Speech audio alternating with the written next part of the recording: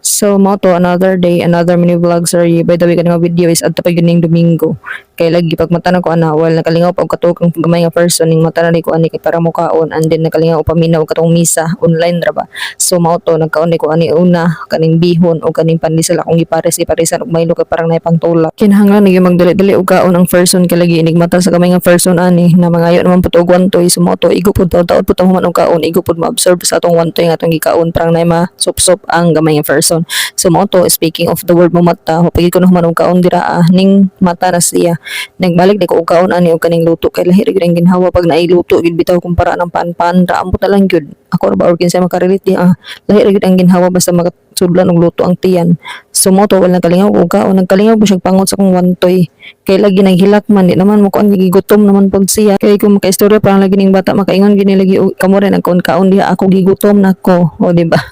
So mao to pagkahuman mo pangaon adto gigawas sa dinhi siyang juar singan ni parang mainitan masuroy-suroy at the same time malingaw sad pud ba nya kay malingaw man ni siya ning gawas kay na may mga manok usahay makalaag na mga langgam mga saag or sa panadinhan so mao to wal kalingawan pud og kuan aka nang kumbaga kapil na pud para painit na pud ba so mao to pagka taod-taod ato nang nulod ay sila ani kini ning ingon si George iya kuno ning igawas pa ingon gid dito sa dalan kay parang makakita kuno og motor kay parang dili maignorante ba kay itong niagi mga adlaw ani gidala naman ni siya kuan kanang sentro unya wala pala kanimi kaabot ning hilak na og duro ambot og unsay rason adto katulgon bato siya naabtan ba siyang sapot or nakuan siya sa mga hangungog siya sa mga dagan sa mga motor so mao to iya kunong kuanon didto iya kunong dalon dito sa dalan kay para kunong maanad sa mga motor di man gud ni siya anad mamino or makadungog mga tingog sa motor bagay namon gud mi sa suok nya dito pus bukid suok pud mi namuyo so mao to di siya kadungog mga motor gud man marag baguhan siya so mao to may gani gud itong pag-anhin mo diri ag tanggob lagi kay wa gud siya naglangi gud nang sidecar gani mi ato